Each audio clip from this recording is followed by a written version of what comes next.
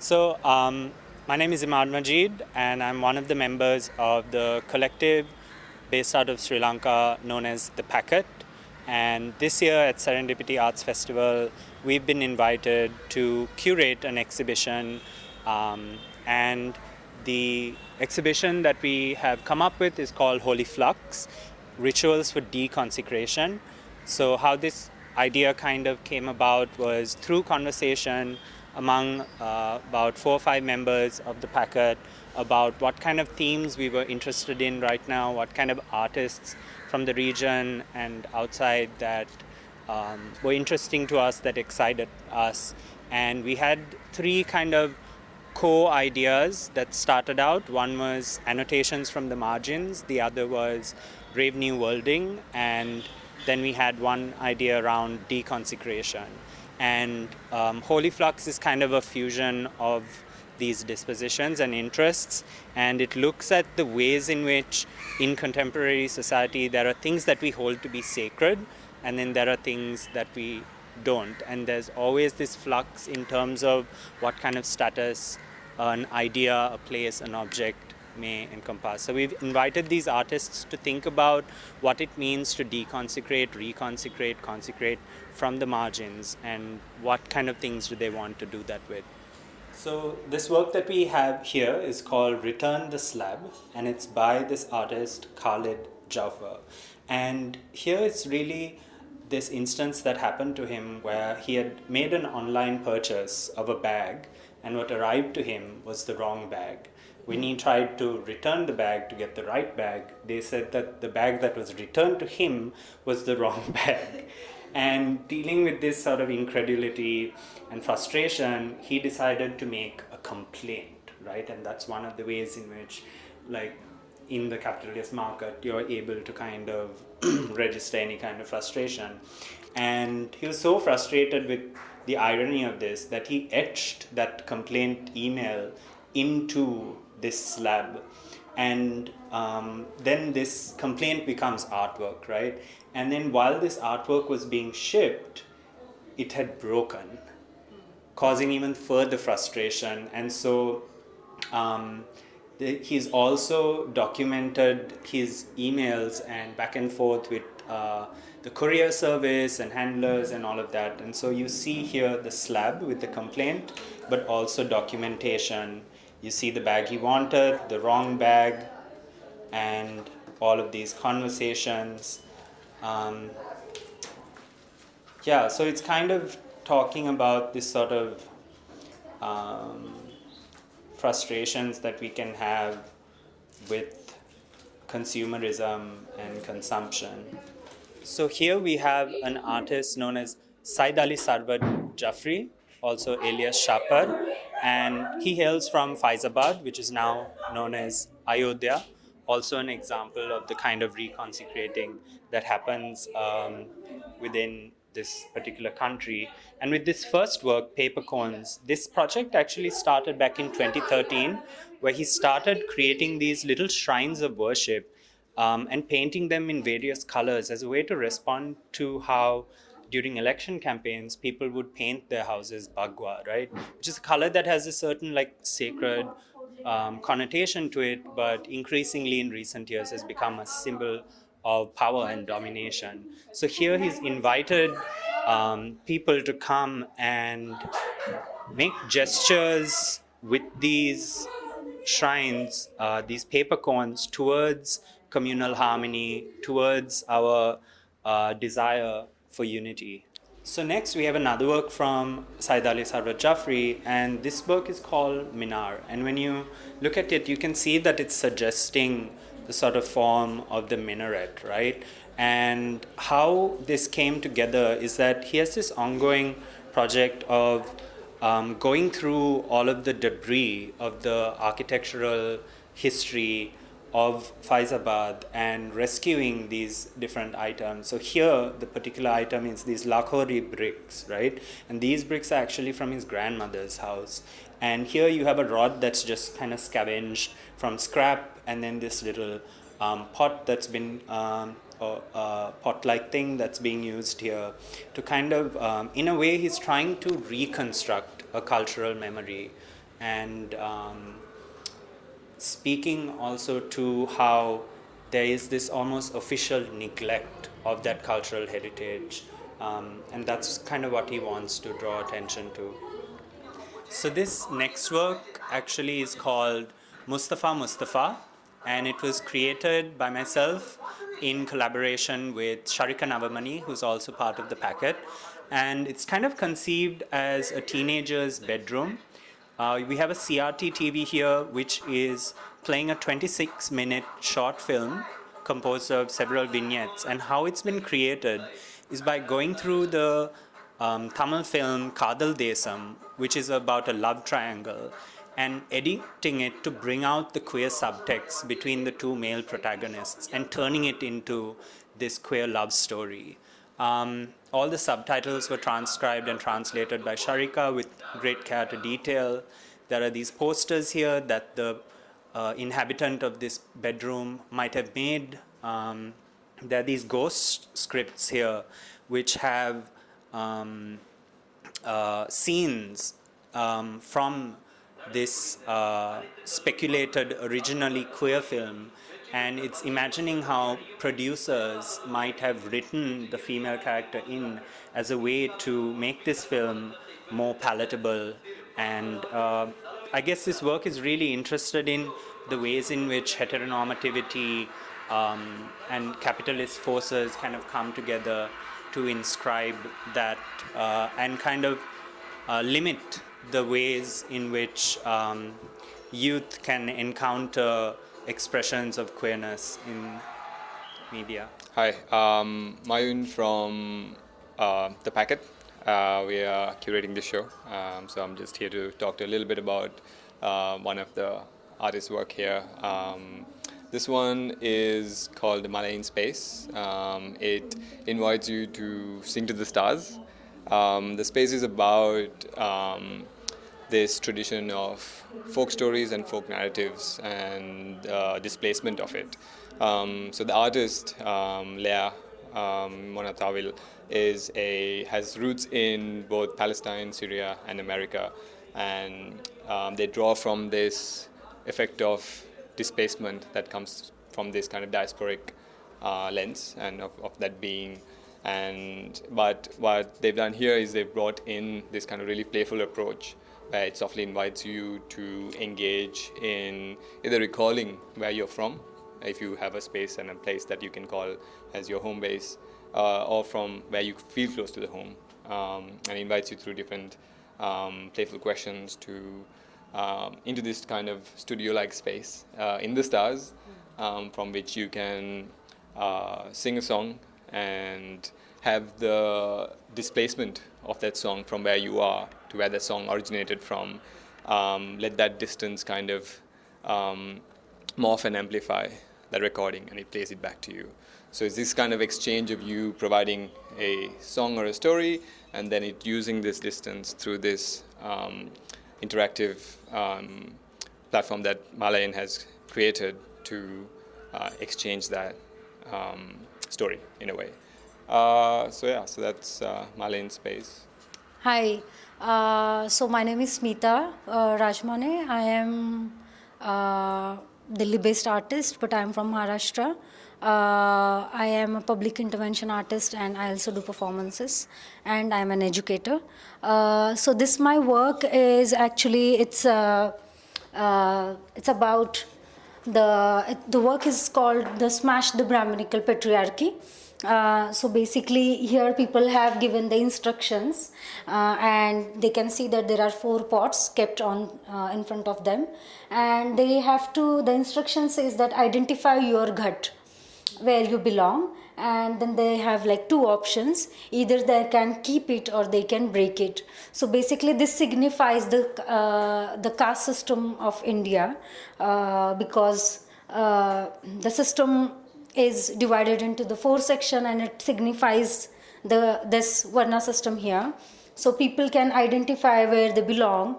So, and either they can keep it or they can break it. That's the idea. And this performativity, the gesture of the performance has been like I have inspired by Radhika Vemula's act, where she actually broke all the 4 pots at Bhima Koregaon at Yelgar Parishad. So that act has been taken, and where I am inviting people to participate with this performance.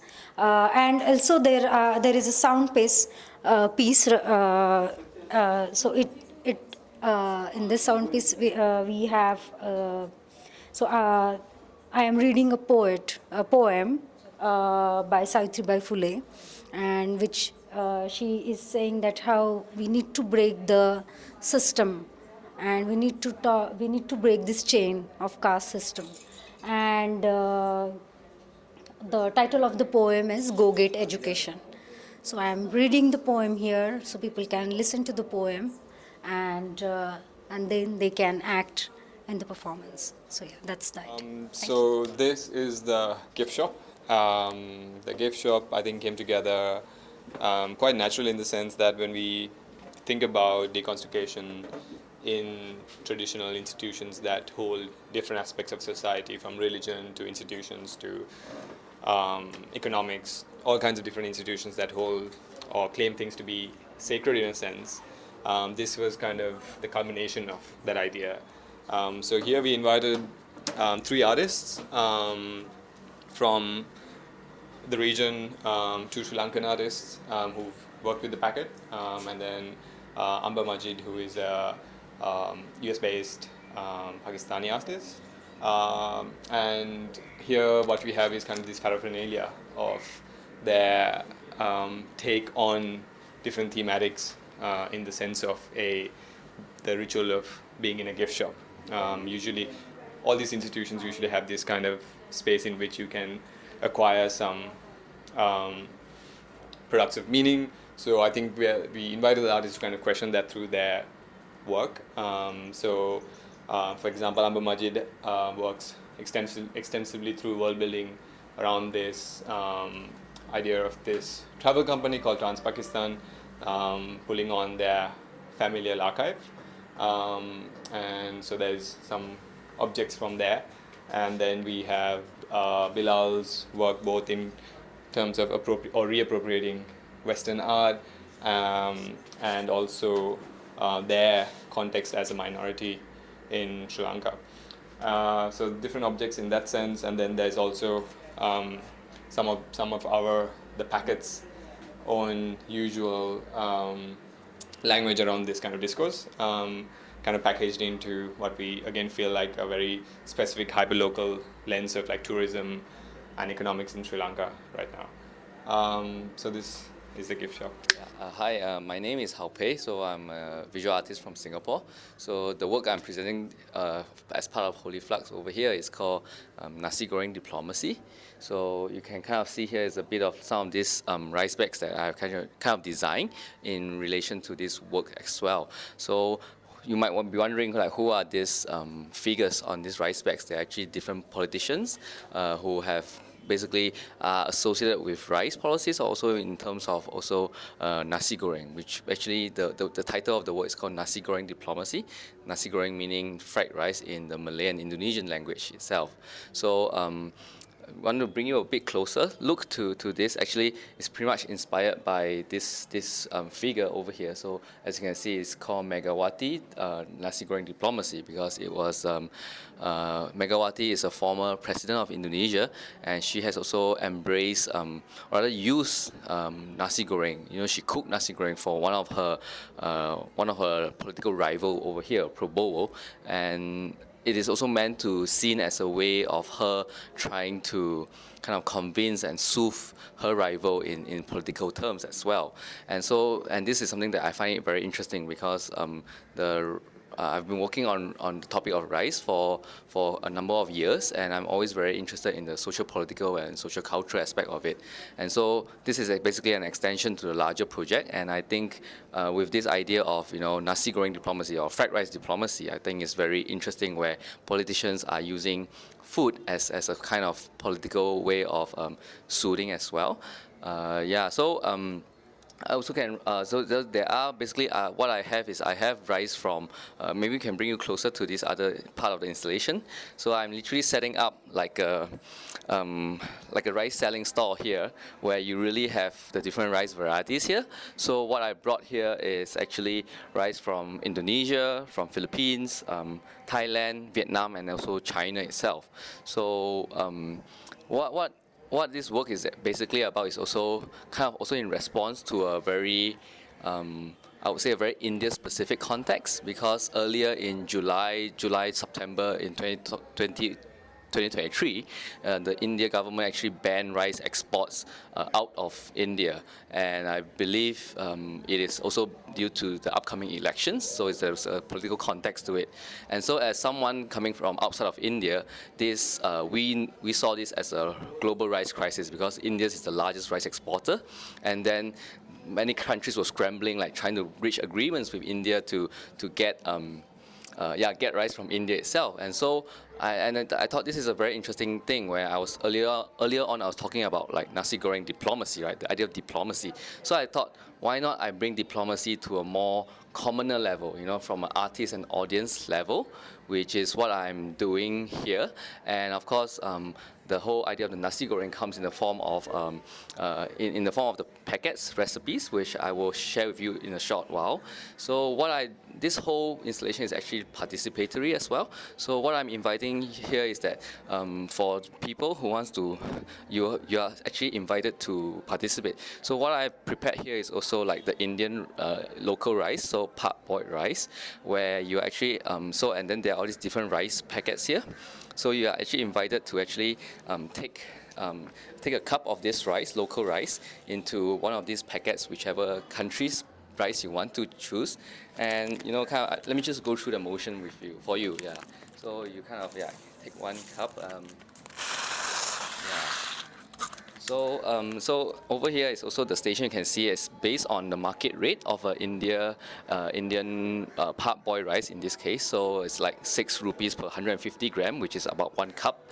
Yeah. So we also encourage a minimum of 5 rupee contribution for this. So in a way to exchange. So for example, now that kind of over here I've selected, like say, the Vietnamese rice. So what I would like to do is you come over here and basically.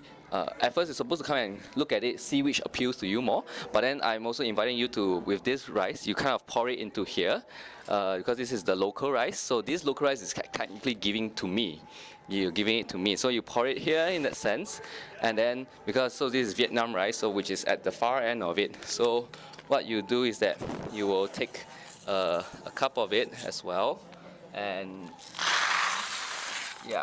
and you kind of pour it in. So this rice now is for you to bring back home. And actually at the back of every packaging, there are different stories of either the rice itself or also kind of the fried rice story. And it comes with a recipe as well. So you are invited to also cook the local fried rice with respect to each nation, and it comes with a small story as well. Of course, some stories are a bit more compelling and more powerful, and some a little bit more